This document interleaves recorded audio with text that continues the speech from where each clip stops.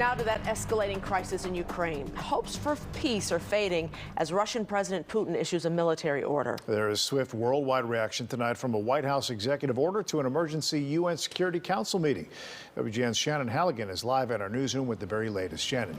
Secretary of State Antony Blinken announced tonight that State Department personnel currently in the Ukrainian city of Lviv will spend the night in Poland. He cited security reasons amid fears of Russian military action. He reiterated again that American citizens should leave Ukraine immediately. This as the UN Security Council is currently holding an emergency meeting after Putin ordered Russian troops to enter into eastern Ukraine.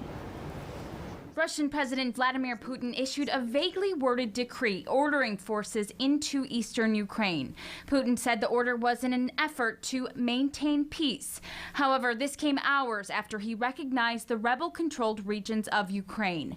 This appeared to dash the remaining hopes of averting a major conflict in Europe that could cause massive casualties, energy shortages on the continent, and economic chaos around the globe. Україна однозначно. Ukrainian President Vladimir Zelensky told the nation today that Ukraine is not afraid of anyone or anything. Russia, though, has amassed an estimated 150,000 troops on three sides of Ukraine.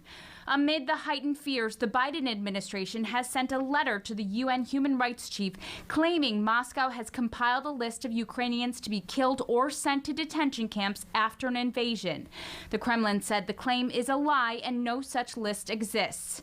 U.S. leaders have called for swift action against Russia, including Congressman Mike Quigley, who issued a statement saying, "Any deployment of troops to those regions is an unprovoked violation of an independent nation's territorial sovereignty, the likes of which have not been seen since World War II.